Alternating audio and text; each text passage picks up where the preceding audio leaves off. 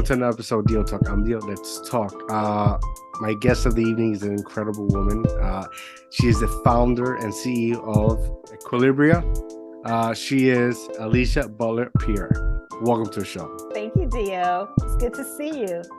Likewise, a pleasure meeting you. I do apologize if I mention your company wrong.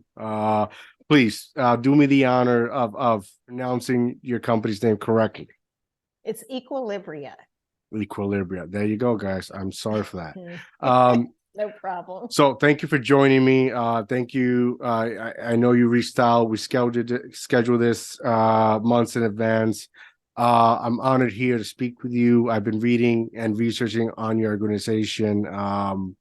So let's just dive right into it. What inspired you to create such a juggernaut of a company? Oh, gosh. The inspiration was not being able to find a job, believe it or not. So I'm originally from Louisiana, and Nice. I relocated to Atlanta back in 2005. So I've actually been here for 18 years, which is Insane. So crazy because I literally remember it like it were yesterday. But when I came here, Dio, I came here looking for a job and didn't find one in 2 months. And so through some introspection, self-reflection, I started thinking, well, oh my gosh, what am I going to do? And it just so happened, everything I was reading, watching in terms of documentaries and things like that was all talking about the fact that we are all blessed with natural skills, talents, and abilities. Meant to that, yes. But in the process of us growing up and going through our quote unquote educational system, we're really being taught and trained to get a job working for someone else. Yes. And not capitalizing on our own natural skills, talents, and abilities and creating a living based off of those natural skills, talents, and abilities. So I started thinking, well, what is it that I'm naturally really good at? And it just so happened, Dio, it was organizing things, like physically organizing spaces. And I realized over the years, even starting when I was a teenager, flipping burgers, whatever job I had, I was good at whatever I did, not because I was the smartest person, but because I was organized. And so Equilibria actually started as a professional organizing company. I was literally, have you ever seen that show Hoarders? Yes. That was me. That was me cleaning up people's messes, their physical messes. And over time, over the past 18 years, it has evolved from professional organizing to creating business infrastructure for businesses. So that's just kind of some highlights as to how it got started and what led me to start my company. So essentially, you're saying you started out basically organizing people's mess. Now you're organized people's businesses, which is it's on a whole nother level that just me listening to you as an entrepreneur, I know how tedious and stressful and you got to be hands-on and to have a service, thinking it's outside of the box, especially right now in Atlanta, and where like everything is is booming. It's like the next, if not the next, Hollywood on our hands over there in Atlanta. So kudos to you. You go, girl. Thank you. Takes a lot of nerve, right? And guts. Yes. I mean, but it's organizing things just as a business perspective, it's so important. It's so important. Just this taxes wise, Yeah. And we could Absolutely. the list could go on and on and on. So, that was amazing. When you found yourself, that you can't find the jobs. I mean, I understand. I've been there. It can't be because you're not qualified. If anything, you're overqualified. You know, like Mhm. what was the frustrations you kept finding that like darn it. You know what, Dio? It's so hard to not take it personal. Mm, Because think about it, you're being rejected over and over and over again, and you never have the benefit of understanding why you got rejected. yes, And yes. around that time, it was 2005, and around that time, that was right when companies were starting to get rid of. I'm about to really age myself. They were starting to get rid of like paper applications, Yeah. and everything was shifting to being done online. And I just remember, Dio, filling out all of these applications online, and then you would hear nothing back, one way or the other. And it was just, it's deflating, it's humiliating, Yes. because you're thinking, you're thinking you got it going on, right? And Yeah, then yeah. and then it's like going on all of these dates, and you constantly get rejected, but you never know why you got rejected. And so you can't help, it's just human nature, right? You can't help but to start to take it personally. But thankfully, what saved me, truthfully, was reading. And it's so funny how whenever you start, things could be right there in front of you all along, but it's not until you are really focusing on something that it starts to become, it moves from being in the background to coming right in front of your Yeah. face. Yeah. So I remember a friend telling me once, it's kind of like when you buy a car. And let's say you buy I don't know, a red Mercedes, and you've never, there's been red Mercedes out and around you all this time, but it's not until you buy one that you start to notice, oh my goodness, there's so many more other red Mercedes on the Yeah. road. Yes, so, yes. so that's kind of how it was. I was, again, just reading these different books, reading these different articles, watching. I love watching documentaries. Same here. Same And here. so do you remember that documentary called The Secret? Do you remember that one? I remember a book, The Secret, and audiobooks. Yes. Uh-huh. Yes. Mm-hmm. And they did a documentary basis. So, it was things like that were starting to come out around that time. And again, just this idea of positive affirmations and really doing that deep digging and that soul searching to figure out what you're good at. And the other part of it too, Dio, is, it's tied into your self-worth. So when you keep Yes. getting rejection, it's deflating. It starts to mess with your self-esteem. You start to think you aren't good enough. Start to question yourself. You start questioning yourself. Well, maybe I'm not as good as I think I am. Well, let me go and do this now, or let me go and pick up this other skill. And really all you're doing is, so funny you mentioned being overqualified. You're just adding more and more stuff to your resume. And that gives people more and more room to tell you no, that they don't want you, Yeah. because now you're overqualified. I've So, been there. I've it's like I've been in the managerial position and operation position for such a long time without a degree, just credits. And I've noticed the opportunity comes when I water down my resume. I've actually done that wow. several times. I landed Wow. I watered down my resume so much. I think they hired me for 65,000 a year. Isn't that something? And So I had so much more. wow. And that's interesting, because you never know what's going on in the minds of the people interviewing you, or going through the resumes, because they may have seen your resume with where you had everything in it and think, oh, who does he think he is? You just Yes, never know. yes. You never know. That is interesting, though. You had Yeah. to water it down in order to get hired. Numerous of times. Wow. And sometimes in the beginning when I jumped into the work industry, I had to overqualify. I gotta lie, so like finding a balance with truth and and then fiction. That's the only way they will hire me. Yeah, Because yeah. it's like you go to college, you get a degree, you spend 8 years, whatever, 8 years, you're still not going to get the job of your dreams or you work for, you study for, because you're inexperienced. Yeah. You're overexperienced, don't have a degree. You're still not going to get that job you need. So, I figured out, finding a middle ground, and that's how I was, able to find opportunities for myself. Wow. Like I was a doorman. Concierge, security.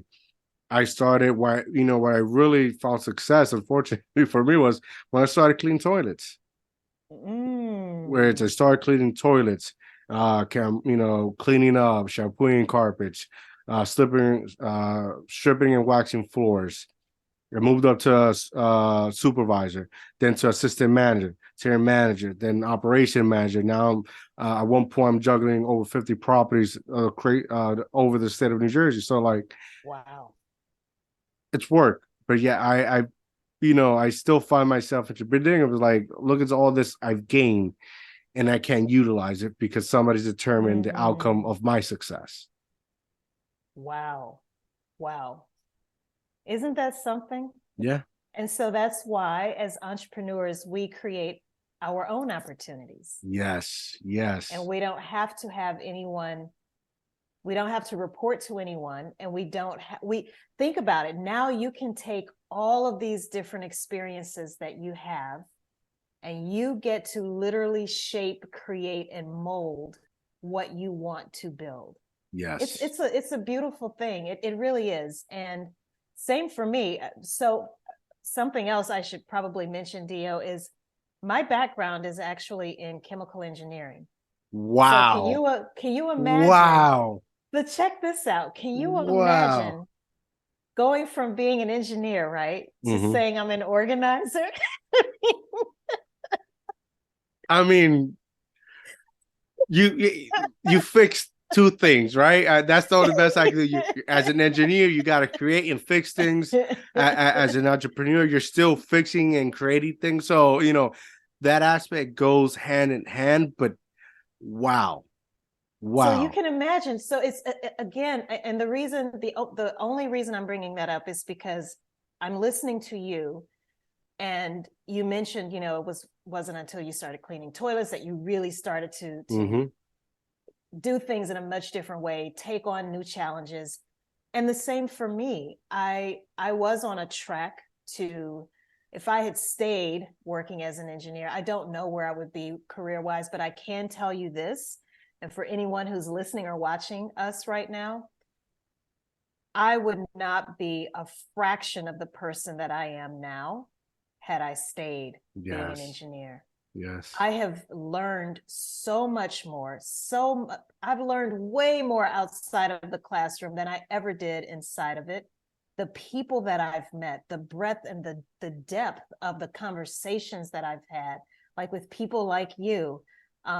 This interview, you would not be interviewing me if I were still working as an engineer. So entrepreneurship has broadened my horizons, and it has literally taken me around the world. Wow. I would not trade it for the world. But here's the thing, the main reason I brought it up is because for anyone who's listening, and you may have something that you're really passionate about, you really want to pursue it, but the world, including your family, is telling you no. Are you crazy? Have you lost your mind? You can't make a living doing that. Yes. Why do you want to do that? It's crazy. But there's something deep inside of you that knows. It's a feeling. You know that feeling. Yeah. Yes. 100%. You can't always describe it, but always bet on yourself. Yes. Always bet on yourself. And it's tough. I'm not going to lie. It is tough to quiet the noise that come from the people that oftentimes say they love you, when they're telling you that you shouldn't do something, but you're in your mind, you can't let that idea go. So that's why I wanted to bring it up, because trust me, I received all kinds of people thought I was losing my mind when I left behind a very lucrative career to pursue the unknown. Yes.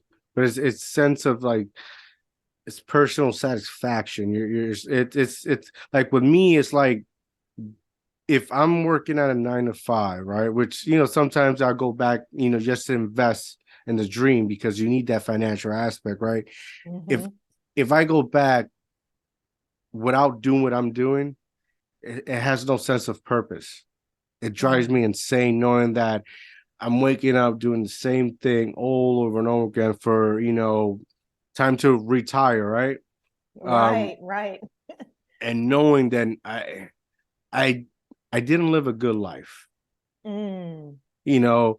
taking, BS from individuals, and yeah, granted, they're probably going through their own personal issues, or, going through things at work that they can't really explain, and without knowing, they take it out on you as a person. I can't, it drove me crazy.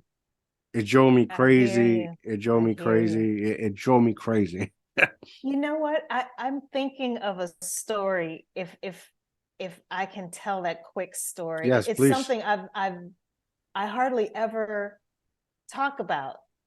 So thank you for giving me the opportunity to tell this Yes, quick story. please. So there was a time, Dio, I would say for about, it was maybe 6 to 8 months when I walked away from my company Mm, because I wasn't pleased with the direction that it was going in. Things weren't moving the way that I thought they should. I was comparing myself to other people that I knew who had started their businesses around the same time that I had, and they were so much farther along. So I decided to go and work on a contract, not as an employee, but as a contractor for another big company. And again, it was for about 6 or 8 months. And Dio, it was brutal. The wow. workload, it was crazy. I'll never forget one day, one evening, I came home, and I think it may have been about 6:30 in the evening when I got home. I don't know what happened the moment I entered my house, but what I can tell you is about 5 hours later, it's 11:30 at night. I remember being on the sofa. I was still fully dressed from being, Exhausted. and did not, it took me a good 10 minutes to figure out, where am I? How did I get here? What's going on? I was completely disoriented. Wow. And when I finally like snapped out of it, I was like, okay, I can't do this anymore. And I ended up going to visit a friend. Have you ever heard of a country called Suriname? It's in South America, not too far from Puerto Rico. Yeah. Yeah. Yeah, yeah. So I have a very good friend who lives there, and I went to visit her. As I'm leaving the airport to come back to the States, as fate would have it, I started talking to this man who was standing in the line inside the airport in Suriname. Right, he was standing in front of me, and he told me, he said, I'm celebrating my 65th birthday today, and I was like, oh, happy Wow. birthday. And he said, I have a question for you. Are you are you living, or are you just surviving? Mm. I was like, what do you mean? And he said, well, here's what I mean. He said, something tells me, now this is someone I'd never met. We're total strangers. He said, something tells me that you're probably going somewhere to work every day, Mm. to a job that you probably don't really like. You're working it, you're doing what you can to survive. You're there, you wake up first thing in the morning, you take a shower, maybe you drive over to this place, you do the work, then you come home, you're probably fighting through really bad traffic, you're exhausted Mm. by the time you get home. Maybe you get something to eat, you take a shower, you go to bed, you wake up, you do it all over again All the over very next again. day. Yep. And I remember just looking at him, didn't have a reaction, didn't have a response. And he said, yeah, you're not living. Life is meant to live. And that conversation got me back on track, Dio. And Wow. when I got back to Atlanta, I was like, okay, back to my business it is. Yeah. So it was like I needed that wake up call, and I needed that painful experience to be reminded of, okay, no, this corporate stuff, it's just not for me. And I definitely have to go back to running my own show. Yes, yes, yes, yes, yes, yes, yes. I I I empathize so much because I had a couple of months ago, I had the same thing. Mm. What with me was more along the lines like uh I have an autistic son, right? Oh, And wow. Okay. when I'm with him, despite of he could be a little pain in the butt, get stressed out sometimes. But when I'm Mm. with him, it's like, you know, it's like I'm with me. It's like Mm. I feel like I find a person who understands me and I understand him, right? Yeah. And I was at this job and we're like, because I was doing entrepreneurship so much, like when I started working, everything was so easy for me. And Mm. the most thing that frustrated me is that the individuals I work with didn't want more. Mm. And I was finding myself because yet again here me taking a bunch of properties, managing, make it look small. And I find myself just sometimes driving these long periods of times and I normally just start, sobbing. And Wow. the only image I, was like I kept remembering is like the first time I saw my son. The first time, like that's the, image that continue in my mind. And one day I try to do a podcast with this individual, Brown. I can't remember his first name. Shout out to him. The Art of Letting Go. And he has reached Ooh. out. He wanted to come on the show. And I'm here managing a whole like 20 to 25 people in a building doing a project while trying to do a podcast. And Mm. he's talking about his experience. And I'm like, I'm sorry, give me 1 second. I'm like back and forth, back and forth. And right there and then the next day I went into work and was like, I'm done. I gave him everything. Mm. I was like, keep the money of the week you owe me. I'm done. Once I was Wow. done, I felt like this, it's like a pressure right here in your chest Yeah. was Yep. lifted. That I feel like that sad cloud of sadness that continued to, revolve on top of me disappeared. And that day I woke up, I got like 45 people hitting me up, literally wanted to come on the show. Wow. You know what I love about that story, because it is the embodiment of a mantra that I have, that you have to let go in order to grow. So by you letting go of that job, you literally making Mm. room for new opportunities to come in. Yes, I'm into that. So Yes, I yes, love, I love that. yes, yes. Um, at what point did you know, like, because it's all about clients, and building that revenue that's going to help you take that next leap, right? At what point did you realize, okay, it's happening? How am I going to capitalize on this? How can I take this and make it my next move so that next move can make a next move and get on this train and keep going?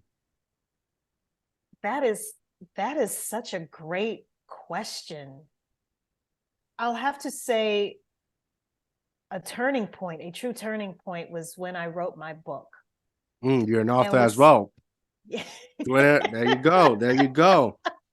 Multi-talented entrepreneur. That's what we need. and I didn't think I could write a book, but I did. And this was back in 2018. And I remember I hired a digital marketing coach. Mm. And one of the first things he told me, because I felt like things were getting stale in my business, and here I was talking to other companies about how to scale and build business infrastructure, but yet I wasn't scaling. And you know how that we're often, as entrepreneurs, we're asked the question, well, what would happen to you if you were hit by a bus? Would your business be able to go on without you? And the answer for me back in 2018 was no. Mm. So from 2005, when I started, up to 2018, 13 years, I could not truthfully answer that question and say yes. So this book was a way of me. It was one of the first things I did, Dio, to start getting information out of my head and onto paper that could be packaged and sold and distributed to the masses. Wow. Okay. So rather than me having to work, that typical consulting model, it's very one-on-one transactional base. Yeah. With a book, it could reach millions of people around the world. They still have access to the information. Also in 2018, my digital coach suggested I start a podcast. Yes. And I did that as well. And those two things alone, I mean, my business literally did a 180. And that is by no means an exaggeration, because as you know, you have the opportunity, if you interview people, you have the opportunity to meet people that you otherwise would never come into contact with. Yes. And then those people start introducing you to other people. They start inviting you places. It just opens the door to so many opportunities. The second thing, because I was kind of on a roll doing the speaking circuit and things like that once the book was out, and then COVID happened. Wow. Then COVID happened. But it ended up being a beautiful thing, because for years I had been talking about the fact that I wanted to do more things remotely, because I wanted to get outside of my proverbial backyard. I wanted to be able to do business with companies outside of Atlanta, Georgia. Yes. But so many companies that I would talk to, they were dead set against the idea of working remotely. They wanted to do things in person. Well, when COVID happened, we had no choice. Yeah. We had to work remotely. So all of those things that I had started putting in place in terms of digitizing our operations, and I love the fact that you were an operations manager. I saw that on your LinkedIn profile. I was like, I love him already. So because of that, because we were able to digitize so many of our operations, I could now hire a team that works throughout the world. That works around the world. So we have folks so Erica is in the Philippines, Gayatri is in India, there's some folks in Nigeria, and then there are a couple of us here in the States. One's in California, two of us are here in Atlanta. So it's a beautiful thing, because I always envisioned having a multicultural company that is, in fact, not just here in America, but literally spread out across the world. The even better thing is here's what's funny. The people that are international are the ones that I met first in person. Same here. Same here. Same here.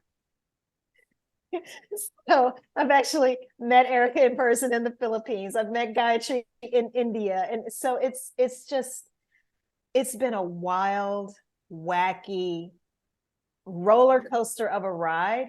But again, I wouldn't trade it for the world. And so those are some of the things that have happened recently that have just really put us in a position to truly take it to the next level. Wow. Beautiful, beautiful. Now, like, what are some service, if companies watch this or individual watch this, what are some services you can offer them that they'll get and start thinking outside of the box and contact you quickly to invest and start doing business with your organization? Sure. So one thing, again, what I love about you is that you already understand the importance of operations. And so for so many small businesses, we're entrepreneurs, we focus so much on marketing and sales that we kind of forget about operations, but all of the things that are happening behind the scenes, but it's still really important. You have to make sure you have your processes in place, you have some standard operating procedures, you have the right systems, so that everything is as turnkey and streamlined as possible. You give your customers a consistent experience. That is what we specialize in working with other small businesses on. We have a multitude of ways that we can work with you, starting with, you can buy the book. It's called Behind the Facade: How to Structure Company Operations for Sustainable Success, available wherever you buy books online, including Amazon, of course. And then beyond that, Dio, I offer coaching services. So that's maybe a next level up in terms of pricing, on-demand coaching services. We also offer a course now where you can actually watch videos of what it takes to actually create these different processes and systems for your business, to create that business infrastructure so that as you not only grow, but you truly can scale to another level. I can attest to that, because I was going through your website, and I was in fact trying to engage in that to see how can it help my business in growing more. So I can attest to that. Awesome.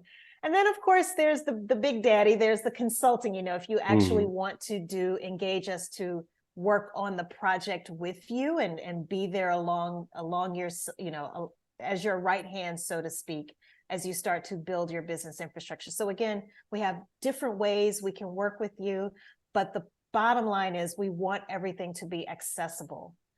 So whether it's more affordable to buy the book right now and you read the book and it literally tells you step by step how to do it, or if you want to go advance all the way up to taking the course, maybe even hiring us to do that consulting project for you, whatever you like, whatever fits your budget, we try to make sure we have something for everyone. See, boom, that's what I like about your organization, right?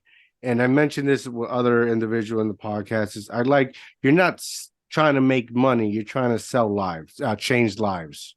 Absolutely. That's that is the most important part. Once your purpose is change somebody's life and trying to assist them, it's so more satisfying that, like the image of myself, I would definitely invest in you. I would definitely, hands down, because you're not selling me something or forcing something. You're telling me you're trying to change my life for the better. Yes. And that's key point of a good business. Absolutely. And our mission is to revolutionize the way small businesses operate. Yes. And I love what you just said, because here's something that I've found, Dio, when I start going to some of these other countries, developing nations, if you will. I don't like the term third world. I don't like that at all. But these emerging countries, the quest or the yearning for the knowledge is so strong. It's overwhelming, and it just makes you feel so good when you can say, here, listen to this particular podcast episode for free. Yes. And I promise you can start learning right now how to start building business infrastructure there in your own country. And it's all about helping companies scale, because as they scale, that means they can hire more people, which again changes other people's lives. You're now creating, it's not just about, as you said, becoming profitable, making as much money as you possibly can. Of course, that's great. But in the process, you're actually creating jobs. You are creating opportunities for other people in your community. That's what it's all about. That's what gets me up every day when I really don't want to be up. but that's what keeps me going. Having meetings at 3:00 in the morning because the chime's off. That's right. Yes. I've been there. But it's such important, because I think, like, here in the States, we need a reboot. Like, in my opinion, the word free is becoming more taboo, because people want to spend money they don't got. But if I'm here, I'm trying to tell you it's free. Like, my sole purpose with my platform is have entrepreneurs come on, tell their story, tell their service, and how they can help and improve. And it's 100% free. But when I say free, sometimes they look at me weird, like I have 3 heads, like I don't know what's going on. They'd rather, pay the bucks, rather than actually do the work.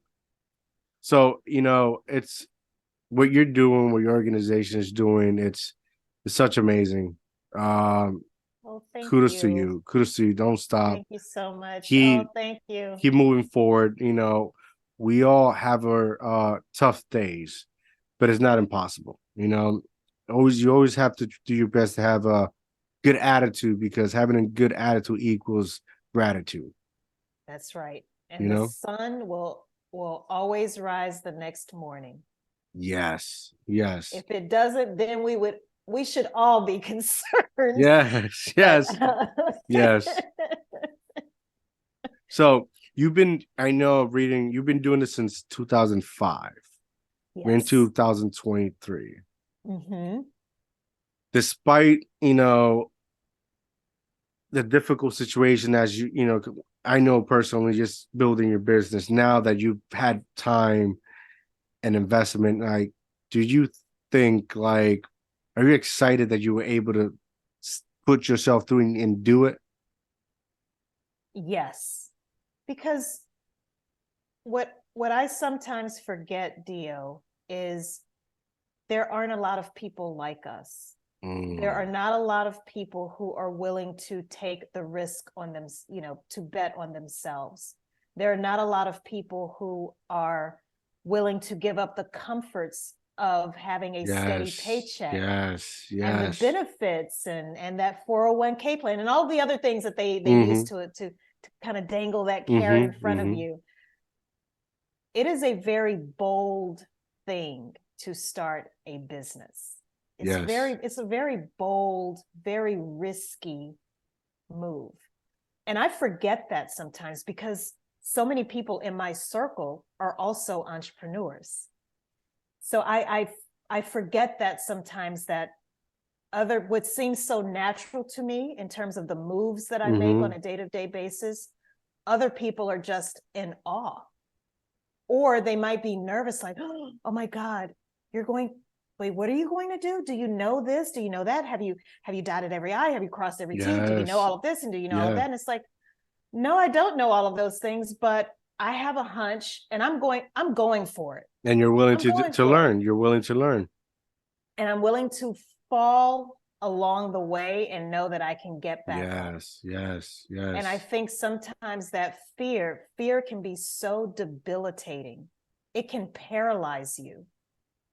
But once you can start getting over that fear, you just go for it. I agree 100%. Yes. Yeah. And that's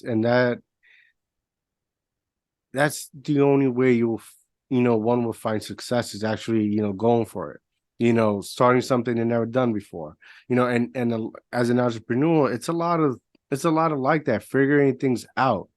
It's forcing yourself to think. That's right. To think outside of the box, to be put in a predicament where you've never been before, until it becomes normal. And individuals look at you like, but you do this, but you do that, and you're so incredible. It's like, this is all work, baby. It's hard work and determination. You work until it becomes normal. That's right.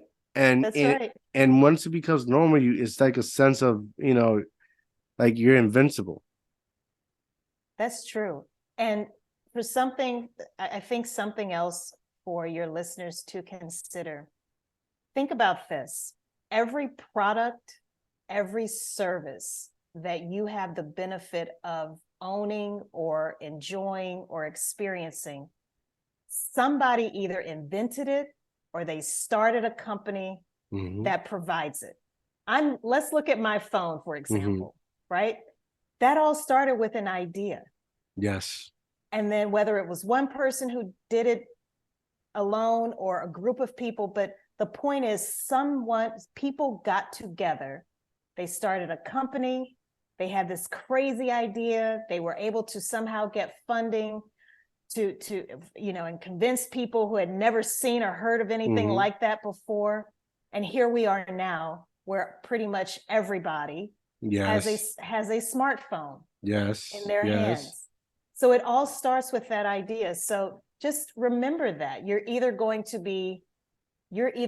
employ other people, or you are going to be working for other people. Which person do you want to be? Do you want to be that true inventor and creator and leader, entrepreneur, founder, or do you want to be the person that helps build someone else's dream? Yeah. You know what's crazy? A lot of, like, in the course of creating this platform, I've noticed there's a lot of people that become satisfied knowing they could have done it, rather than be satisfied knowing that they actually did it. Mm. You know, and Mm.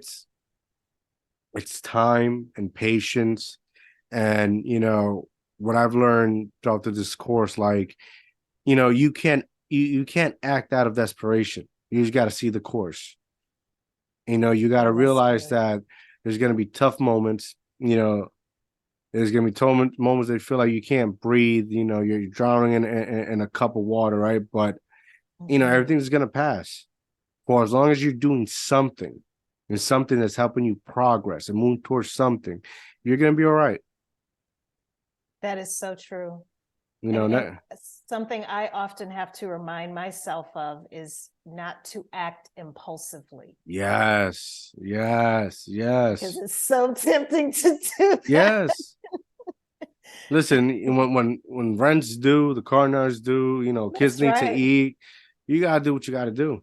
That's You right. gotta, I've been told what I've been doing. That's just a hobby. You're not making any money. And it's like, because what I'm trying to create is not about me. In order for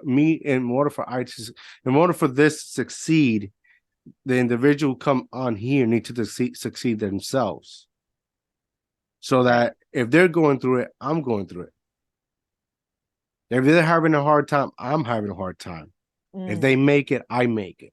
Hmm. You know, this is the documentary of that. In order for you to achieve something, you got to work for it. That's right. You got to work for it. Nothing's given, everything's earned.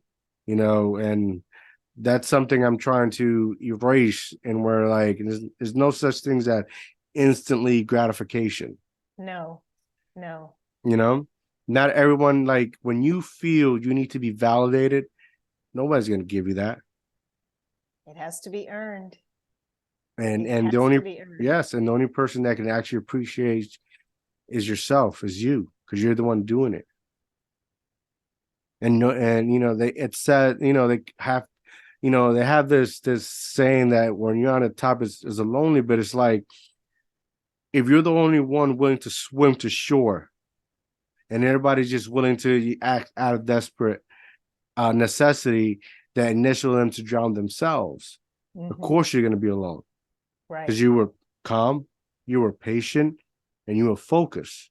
You had a purpose. Your purpose was to find somewhere that looked like land to get there and rest. Hmm. And that's what you did. You went through the course. You didn't Right. go, and essentially that's how one builds the vision they envision. And I boom. agree. I agree. I completely agree. It's been it's been an honor speaking to you. It's been a joyful conversation. Oh, thank you, Dio. Uh I don't get a chance to be this reflective often. yes, So it's thank important. you. It's important because, see, when we're once you get to the top, and where you work so hard to get, it's a different atmosphere. We forget, and I know this for a fact, because I know I've in this journey I have met a lot of people that are successful and financial wealthy. They forget everything they went through. Mm. Everything, they get to a certain amount of place, their revenues increasing, they're wealthy, and everything's just autopilot. Just going out to eat and eat. Yeah, I want to take a flight here. Living life, but they forget to be appreciated on, like, what got them there. exactly. And Yes, you should never forget that, because that's how this was created. that's right. It was created on hope, belief, and work. That's right. Indeed. Yeah. Um, is there anything I missed that your organization can provide that you can tell why they need to reach you out? Honestly, you've done a great job of asking, phenomenal questions. I would just, I guess, in terms of closing things up, if you are experiencing really fast growth, What happens, Dio, is there's so many resources to help businesses start up. There's no shortage of resources. But what happens for those of us where we have survived the 2 to 3 year mark in business, and now instead of maybe not having enough customers, we might have too many. Like when you talked about the fact that you went from maybe having, a few people requesting to be on your podcast to 45 people in one day. How do you handle all of that? And that's when you have to make sure that you have your back office operations, operating as smoothly as possible. And that's the name of our course, by the way. It's called the Smooth Operator. Oh, there you go. There you go. Shout out to Sade. But it's the Smooth Operator course. But that is, seriously, there are not a lot of resources out there for us small business owners when we have a very different type of problem. We understand how to do the sales. We understand how to do the marketing and publicity and all of those things to attract business to us. But how do we keep the business? Yes. How do we keep those customers when they come through our doors? We don't want them to just come in and go right back out because they had a terrible experience. We want to keep them, and we want them to go out and spread the word to others. And operations, I'll say this, if marketing is about making the promise to your customers, operations is about delivering on that promise. There you go. Yes. Think about Amazon. Amazon might say, Dio, we can get that microphone that you ordered, we can get that to you within the next 24 hours. That's marketing. That's marketing saying, yeah, Dio, we can. That's talking that talk. Yeah. Yeah, you want it quick, fast, and in a hurry? You got it. Meanwhile, operations is in the background thinking, oh crap, we got to hurry up and make sure we can actually make this microphone, package it up, and ship it to Dio so that it is on his front step in less than 24 hours. Yeah, that's operations. It's all of those things that are going on in the background that your customers don't see, but they certainly experience it. And if you want to get your operations operating as seamlessly and as smoothly as possible, please reach out to us. We would love to work with you, even if it's just having a conversation. To steer you in the right direction. Please reach out to us. There you go, guys. One last question.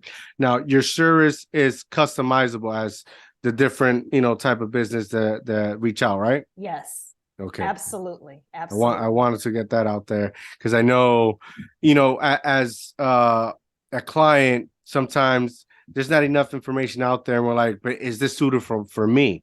Like in real estate or contracting, whatever. So it's good that your organization able to basically customize the plan as needed with regarding the business. So that's great. Before we go, please tell the people where they can find you at. You can find me personally where I like to play and hang out online is LinkedIn. So I know a lot of your guests, they talk about Instagram. I do have an Instagram profile, but I do not spend time on Instagram. I'm primarily on LinkedIn, and you can find me Alicia Butler Pierre. I know Dio will have my name. You can see how to spell my name in the podcast description. But our website is smoothoperator.courses. Smoothoperator.courses. And when you get there, you'll learn more about the course, but then you can also click on other things, learn more about us and our team. You can find out about how to sign up for a coaching session, learn about the book, where you can buy the book, all of that is there on that website. Boom. There you go, guys. Make sure you contact her. Go check her out. Go support her. Whatever social media she has, go follow her, support her, be there. Help a growing business and this great organization of entrepreneurs she has. Make sure you go like and subscribe DIOTALK TV on YouTube. Make sure you follow me at Mr.DreamInspireAttain. I'm out, guys. Have a good night.